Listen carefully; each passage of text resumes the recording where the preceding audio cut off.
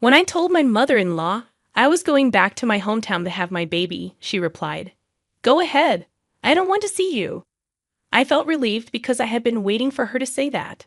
I thought to myself, finally, I won't have to deal with her anymore. My name is Emily, and I'm almost 28 years old.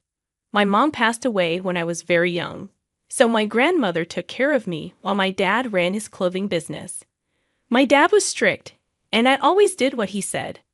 I never dated anyone because of his rules, but I had accepted that as my fate. After college, I briefly worked for my dad, but he said it was too hard to work together, so I had to quit. He didn't want me to work elsewhere either, but seeing my friends get jobs and start families made me want to work too. One night, I asked my dad if I could get a job. He simply said no without explaining why. I tried to reason with him, saying I needed to gain experience in society, but he shut me down. He insisted I stay at home. Frustrated, I threatened to leave home and find work elsewhere. My dad didn't like that and told me to stop talking back. Feeling upset, I stormed out and cried in my room for a long time. Eventually, I called my college friend Lisa and asked if I could stay at her place for a while. Lisa, who lived in a luxurious condo her parents gave her, agreed, sensing something was wrong. I quietly packed my suitcase and left home, hoping not to disturb my dad. I wrote a note explaining that I was staying with a friend and left it on my desk. Then, I took a taxi to Lisa's apartment. When I arrived, she welcomed me with my favorite coffee. I thanked her and poured out everything about the argument with my dad and why I left home. Lisa sympathized, saying I deserved freedom. It hit me hard that I had always followed my dad's orders without question, but now I longed for my own independence. Lisa agreed, saying it was normal to want to meet new people and have fun. She asked if my dad knew I was there, and I told her I left a note, but he didn't know any of my friends. Lisa suggested we go to bed since it was late, and she had prepared a separate room for me to sleep in. The next day, Lisa went to work, and when I checked my phone, I saw several missed calls from my dad. Feeling bad for worrying him, I sent him an email to reassure him that I was okay. Later in the evening, after Lisa finished work, she invited me to join her for a drink. Excited but inexperienced with socializing over drinks, I agreed to go out. When I got to the meeting place, I found Lisa waiting with two men.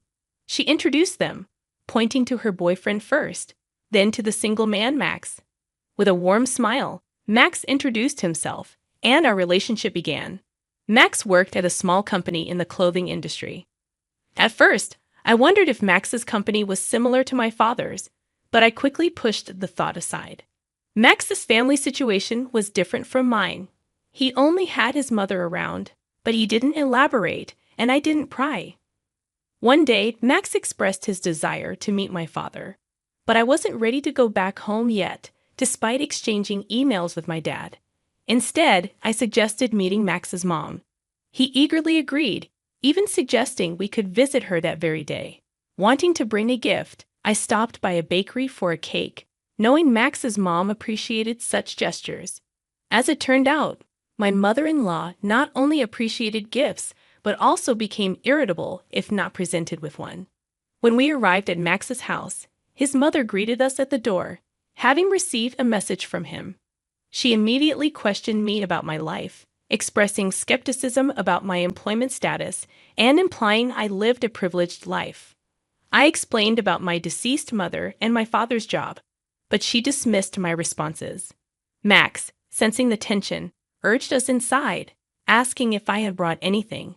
Feeling rushed, I handed over the cake, apologizing for its simplicity.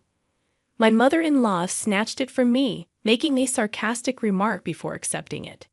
In just a few minutes, I grew to dislike her, feeling sorry for anyone who had to deal with her as a mother-in-law. As soon as we stepped into the living room, my mother-in-law bombarded me with questions to which I responded with vague answers. However, she persisted, firing questions at me as if I were a suspect in an interrogation room. Feeling overwhelmed by the relentless questioning, I whispered to Max that I should probably leave soon. This seemed to infuriate my mother-in-law, her face flushing with anger. She accused me of hating her and giving insincere responses. Max tried to calm her down, but she lashed out, questioning his choice in bringing such a supposedly rude woman home. Annoyed, I defended myself, asking for specific feedback if there was something I could improve. This only seemed to aggravate her more, as she accused me of being cheeky and disliking her. I wanted to agree, but I just couldn't. I'm exhausted and longing to go home, I explained. My mother-in-law's response caught me off guard. How audacious of you. I wonder what kind of upbringing your parents gave you. They must have been lacking. Her words stung, and tears welled up in my eyes. Now you're crying for sympathy. If you want to leave so badly, go ahead. It might do you good. Oh, and by the way, I'll give this cake you brought to my dog Charlie, but he's quite picky, so he might not eat such a cheap cake. She pointed at the cake I had brought. Max intervened, telling his mother to stop. You really don't know how to judge people, he scolded her. Max's remarks seemed to deflate his mother's argumentative energy. All I want is the best for you, Max, she countered, her tone softer. Max stood his ground, asserting his adulthood and his ability to handle his own affairs. His words brought tears to his mother's eyes, and she left the room, visibly upset. Feeling hurt by the harsh words of Max's mother, I decided to leave. However, Max caught up with me and apologized sincerely. Emily, I'm sorry for my mom's behavior. She might be feeling threatened, thinking she's losing me. I'll talk to her about it, okay? Please don't let this incident discourage you from visiting again. His words reassured me, but I couldn't shake off the hurt caused by his mother's comments about my parents. Max, what your mother said about my parents really hurt me. I don't think I want to see her again.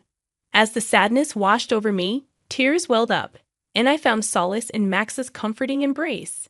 After a while, he suggested we go somewhere, and we ended up at the beach, sitting on a sandy bench, watching the waves for hours. 2 months later, I discovered I was pregnant. When I shared the news with Max, he proposed marriage. Let's make it official. We don't need a grand ceremony, but we can live together in my house. I don't earn much, so renting an apartment isn't feasible. I'll talk to my mom about being more considerate towards you, Emily. Despite my reservations about living with his mother, I agreed, realizing it was our only option. Okay, I'll do my best to get along with your mother. And so, I found myself living with my mother-in-law after getting married. I returned home to inform my father about the decision. His face lit up with joy when he spotted me. It's wonderful to see you looking so well. We've been in touch, but it feels like ages since our last meeting. My father greeted me warmly. I'm sorry, Dad. I have something important to discuss with you, I replied, sensing his anticipation shift to curiosity. I proceeded to share the news of meeting Max, my pregnancy, and our plan to marry. My father listened intently, his expression unreadable. When I finished, he offered a simple, "Well, congratulations. I can't wait to meet my grandchild," though his smile seemed strained. "Thank you, Dad. I'm sorry for causing you any pain," I apologized, tears streaming down my cheeks. To my surprise, my father's eyes glistened with tears too. Instead of anger, his tender response hurt me more deeply. Eventually, I moved into my mother-in-law's home. Lisa, who had been a pillar of support since I left home, expressed her excitement about meeting my baby and shared her own hopes for marriage. Despite the mixed emotions, we made plans to dine together. Originally scheduled for Sunday, my mother-in-law insisted on moving the date to Saturday, citing superstitions. The move went smoothly, with the movers diligently transferring my belongings while my mother-in-law observed silently. Despite repeated warnings from the movers about the danger, my mother-in-law refused to step back. Once the move was completed, she called me over and questioned if I had given the movers their due payment. Confused, I asked, "Huh?" Sensing my confusion, she assumed I was feigning ignorance and left to rectify what she thought was a mistake. When she returned, she handed an exorbitant sum to the movers' leaders, assuming I hadn't provided enough. Stunned by the amount, I questioned her decision. "You gave them that much?" I exclaimed. She brushed it off. claiming it was for the best and citing superstition about avoiding curses by being generous. Knowing it would only lead to another argument, I remained silent, unwilling to engage further. My mother-in-law wore a smug expression, convinced of her righteousness. Just then, Max arrived and noticed the tension. He intervened, asking his mother what had happened. With a dismissive reply, she walked away. Max reassured me, expressing his disapproval of his mother's behavior. Grateful for his support, I decided not to mention the incident to avoid further conflict with my mother-in-law, knowing it would only worsen our relationship. After settling in, my mother-in-law noticeably avoided speaking to me, leaving me in peaceful silence for weeks at a time. One day, Max brought home some work documents in an envelope marked with the name Star Textiles Incorporated, causing me to gasp. This was a familiar name from my time working at my father's company. They were one of our subcontractors. Curious, I asked Max about the envelope's origin. "Is this from your company?" I inquired innocently. "Yes. Why do you ask?" he responded. Sensing it was best not to mention the connection between his company and my father's, I simply replied, "I was just curious. I realized I don't know much about your company." Max explained, "We're just a small subcontractor. If our parent company were to drop us, we'd go bankrupt instantly, and all the employees would lose their jobs." Max chuckled softly, a hint of nostalgia in his expression. Around a month later, I noticed a change in Max's routine. He started returning home from work later than usual and seemed visibly upset. Concerned, I asked him what was wrong. "You've been coming home late lately. Is everything okay?" "You seem different," I inquired. Max confessed, "The company is facing some challenges." "What kind of challenges?" I probed further. Max sighed. "The parent company unexpectedly slashed our orders by half. Our boss is desperately trying to convince them to maintain our business relationship. And we're also searching for new clients. But if things don't improve, we might go bankrupt." As I listened to Max's worries, I considered asking my dad for help. However, I knew my father's strict principles wouldn't allow him to assist a business partner based on personal feelings alone. It seemed like many of the company's partners were facing similar hardships. I disclosed to Max that my father's company was the parent company of his. Initially surprised, Max pleaded with me earnestly, his eyes gleaming with hope. "Emily, please implore your father not to cut ties with us," he urged. Regretfully, I explained, "Max, my father is firm when it comes to business. Personal matters wouldn't influence his decisions." Desperate, Max persisted. "Could you at least try?" Reluctantly, I agreed, knowing it likely wouldn't sway my father. Yet Max knelt before me, tears in his eyes, begging for help. "Please, I beg you," he pleaded. Frustrated, I implored him to stop, but I promised to speak to my father nonetheless. As Max lifted his head, tears of relief streamed down his face. That night, I called my father and relayed Max's plea. Surprisingly, my father agreed to help. "So, Max works for Star Textiles Incorporated? Then I must assist them," he stated. I was taken aback, expecting him to decline outright due to his strict business principles. However, he outlined two conditions. First, he would continue business with Star Textiles but wanted Max to join his company. Second, he requested that both Max and I move in with him. Puzzled, I questioned his motives for wanting us to live with him. Uncomfortably, my father admitted, "I just want my daughter close by." I accepted his conditions but sought clarification on why he had decided to reduce dealings with Star Textiles initially.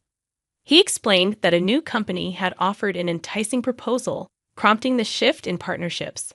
Upon conducting some research, we discovered that the new company my father intended to partner with had a history of unfulfilled promises, prompting us to reconsider the deal. So, Star Textiles would have been fine even if I hadn't intervened? I asked, amused by the irony.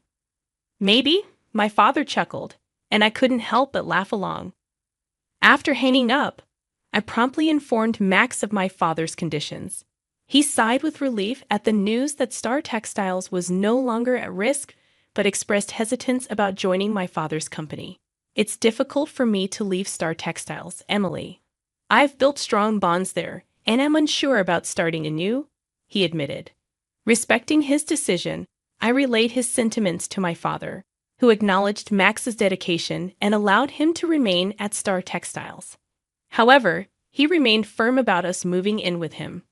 Delighted by my father's decision, I cautioned Max not to disclose my father's involvement to his mother, knowing she would disapprove. He agreed, understanding the importance of keeping it a secret. Weeks later, as the time for our child's birth approached, I made the decision to return home. Despite having only my father and grandmother there, it felt preferable to staying with my mother-in-law. Waiting for the opportune moment when my mother-in-law was occupied with her afternoon tea, I approached her to break the news. Mother-in-law, regarding my childbirth, I've chosen to go back home.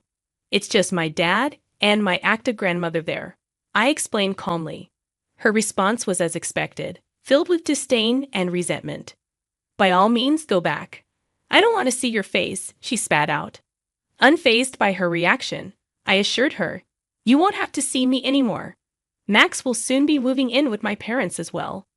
Her confusion was palpable as she questioned my decision. Max is too busy with work to move, I reassured my mother-in-law, trying to ease any tension.